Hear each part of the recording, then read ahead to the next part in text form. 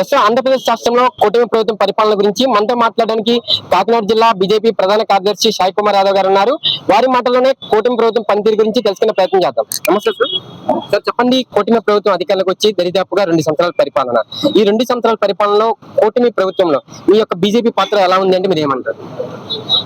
ఈ కూటమి ప్రభుత్వం రావడానికి ప్రధానమైనటువంటి ఈ రాష్ట్రంలో ప్రధానమైనటువంటి పాత్ర భారతీయ జనతా పార్టీది. కూటమి ప్రభుత్వం ఈ రోజు 2 సంవత్సరాలుగా నడుస్తూ ఉంది. చాలా చక్కగా ప్రతి నియోజకవర్గంలో 175 నియోజకవర్గాల్లో కూడా అన్ని రకాలుగా కూడా అభివృద్ధి కార్యక్రమాలు చక్కగా జరుగుతున్నాయి. అయితే భారతీయ జనతా పార్టీ పాత్ర ఏంటంటే, ఈ రోజు ఈ రాష్ట్రంలో గత ప్రభుత్వం చేసినటువంటి నష్టాన్ని పూడ్చడానికి మా భారత ప్రధాని నరేంద్ర మోడీ గారు అత్యంతమైనటువంటి నిధులు మన ఆంధ్రప్రదేశ్కి ఇస్తూ ఉన్నారు. ఒక పోలవరం ప్రాజెక్టు కానీ, మన అమరావతికి కానీ, లేదంటే ఒక రైల్వే స్టేషన్లో అభివృద్ధి కానీ, ఎయిర్పోర్ట్స్ కానీ, రోడ్ల ఇన్ఫ్రాస్ట్రక్చర్ కానీ అన్ని రకాలు కూడా మన ఆంధ్రప్రదేశ్కి అత్యంతగా నిధులు కేటాయించి ఉన్నారు. భారత ప్రధాని నరేంద్ర మోడీ గారు ఒక ఆశీస్సులతో, అలాగే మన రాష్ట్ర ముఖ్యమంత్రి గారు చంద్రబాబు నాయుడు గారు కూడా పాలన చాలా చక్కగా చేస్తున్నారు. ఆయనకి మంచి అనుభవం ఉంది, ఆయన మంచి ఐడియాలజీ ఉన్నటువంటి ముఖ్యమంత్రి. అలాగే మన డిప్యూటీ సీఎం గారు మన పవన్ కళ్యాణ్ గారు కూడా, ఆయన కూడా చాలా చక్కటి పరిపాలన చేస్తున్నారు. వారిలో కూడా మంచి హిందుత్వం ఉంది.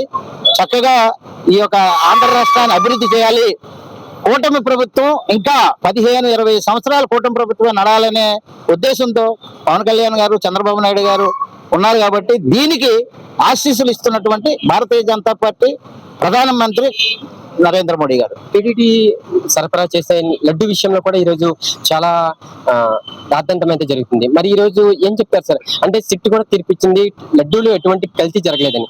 మరి మీ కూటమి ప్రభుత్వం అనేక ఆరోపణలు చేస్తున్నారు ప్రతిపక్ష పార్టీ పైన. ఏంటి ఈరోజు ఏం జరుగుతుంది? ఈ యొక్క ఏమి ఇంకా మన చిట్లో ఏమీ కలవలేదు అనేది మాత్రం ఇంకా రాలేదు. పూర్తిగా చిట్టు క్లారిటీ ఇవ్వలేదు అంతే. ఏమి అందులో ఆయిల్ అది కలవలేదని పూర్తిగా కూడా చిట్టు ఇవ్వలేదు. ఇంకా వాళ్ళు పరిశోధనలో ఉన్నారు. చిట్టు పూర్తిగా అవును కాదు అని కాకుండా పెండింగ్ లోనే ఉన్నది. దాని పూర్తి స్థాయిలో దాన్ని అన్వేషించి దాని మీద వాళ్ళు చిట్టు పూర్తిగా ఇచ్చిన తర్వాతే దాని మీద మన ముఖ్యమంత్రి గారు ఏంటి, ప్రధానమంత్రి గారు ఏంటి, డిప్యూటీ మంత్రి గారు సీఎం గారు ఏంటి, దాని మీద చర్యలు చేపడతారు. బీజేపీ రాష్ట్ర అధ్యక్షుడు మాధవ్ గారు నియమించబడిన తర్వాత రాష్ట్రంలో బీజేపీ పార్టీ ఎలా ఉంది? ఒకప్పటితో పోలిస్తే ఇప్పుడు ఏమైనా పుంజుకుందా? ఇంకా రాబోయే రోజుల్లో ఒక డబుల్ ఇంజిన్ సర్కార్ ఇప్పుడు ఎలా అయితే నడుస్తుందో అదే విధంగా ముందుకు వెళ్ళబోతుందా ఆంధ్రప్రదేశ్ రాష్ట్రంలో భాజపా పార్టీ అంటే ఏమంటారు? గత రాష్ట్ర అధ్యక్షులను అయితే మాత్రం మేమేమి అనేం కాదు. వాళ్ళ వరకు ఎంతవరకు ఉందో వాళ్ళ పాత్ర వాళ్ళు చేయడం జరిగింది. కానీ ఇప్పుడున్నటువంటి రాష్ట్ర మన అధ్యక్షులు పివిఎన్ మాధవ్ గారు పరుగులు పెట్టిస్తున్నారు రాష్ట్రంలో బీజేపీని. ఆయన వచ్చిన దగ్గర నుంచి కూడా తర్వాత ఆయన ఒక యాత్ర ఒకటి నిలబెట్టడం జరిగింది. ఏది మన సారథి యువ సారథి అనేది ఒకటి మొదలు పెట్టారు. అలాగే అనేక రకాలండి వందే మాత్రం పూర్తి గీతాన్ని పాడాలనేది దాని మీద ఒకటి నిలబెట్టారు. అటల్ బిహారీ వాజ్పేయి గారు విగ్రహాలు రాష్ట్ర వ్యాప్తంగా నిలబెట్టడానికి అనేక రకాలుగా ఆయన చాలా రకాలుగా పార్టీని ముందుకు తీసుకెళ్తున్నారు. అదే స్థాయిలో మా కాకినాడ జిల్లాకు సంబంధించి మా జిల్లా అధ్యక్షులు బిచ్చిన విశ్వేశ్వరరావు కూడా కాకినాడ జిల్లాలో ఎటువంటి ప్రోగ్రాము రాష్ట్ర అధ్యక్షులు వారు పిలుపునిచ్చినా ఇక్కడ చాలా భారీ ఎత్తున నిర్వహించడం జరుగుతుంది. బిక్కిన విశ్వేశ్వరరావు ఆధ్వర్యంలో ఈ రోజు కాకినాడ జిల్లాలో భారతీయ జనతా పార్టీ కూటమి ప్రభుత్వానికి ఒక రకంగా సముజ్యంగా ఉందని కూడా మేము తెలియజేస్తాం. చెప్పండి, 5 ఏళ్ల ప్రభుత్వం పరిపాలన అందించిన వైఎస్ జగన్మోహన్ రెడ్డి గారి యొక్క సారథ్యంలో అంటే ఆ యొక్క టీం ని వైఎస్ఆర్సీపీని ఈ రోజు అక్రమంగా అరెస్ట్ చేస్తున్నారంటూ కూడా పెద్ద ఎత్తున నిరసన అయితే వెళ్ళవుతున్నాయి. ముఖ్యంగా కాపులను ఉద్దేశించి కాపులను టార్గెట్ చేస్తున్నారు ఈ కూటమి ప్రభుత్వం అని అంటున్నారు. మళ్ళీ మేము అధికారంలోకి వస్తే రపారప్ అంటూ కూడా వైసీపీ నాయకులు మాట్లాడుతున్నారు. ఒకవేళ వైఎస్ఆర్సీపీ అధికారంలోకి వస్తే ఈ పార్టీ పరిస్థితి అసలు మీరేం చెప్తారు? ఇప్పుడు మీరు ఒక మాట అన్నారు, మేము మళ్ళీ అధికారంలోకి వస్తే రఫ్ అని జగన్మోహన్ రెడ్డి గారు అంటున్నారు. ఆయనతో ఉన్న మంత్రులు, మాజీ మంత్రులు, మాజీ ఎమ్మెల్యేలు, ఆయనతో ఉన్న కేడర్ కూడా రఫ్ అంటే వాళ్ళు వస్తే ఈ రాష్ట్రానికి ప్రమాదం అని వాళ్ళే తెలియజేస్తున్నారు. మేమంటే అధికారంలోకి వస్తే ఈ రాష్ట్రానికి అభివృద్ధి కాదు, హోండాయిజం పెరుగుతుంది, అనేది వాళ్ళే తెలియజేస్తున్నారు.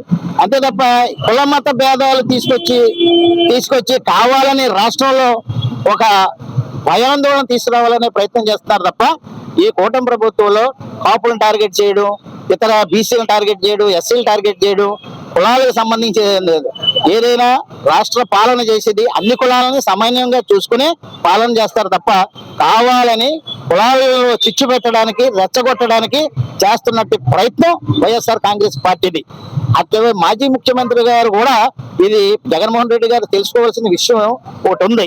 ఎందుకంటే ఆయన రాబోయే రోజుల్లో పార్టీని ఎలాగ అభివృద్ధి చేసుకోవాలా, ఎలాగ అధికారంలో రావాలని చూడాలి తప్ప ఏదో ఇప్పుడు చేస్తున్నటువంటి పార్టీని టార్గెట్ చేసి మేము రఫరఫలాడించేస్తాం, మళ్ళీ ఎక్కడ సప్త సముద్రాల అవతల ఉన్నా కూడా పోలీసు వారిని ఇంతకుముందు పోలీసు వారిని అడ్డం పెట్టుకుని అక్రమంగా అన్యాయంగా ప్రజలకి అనేకమైనటువంటి తప్పుడు కేసులు పెట్టించి హింస పెట్టినటువంటి సందర్భాలు ఉన్నాయి.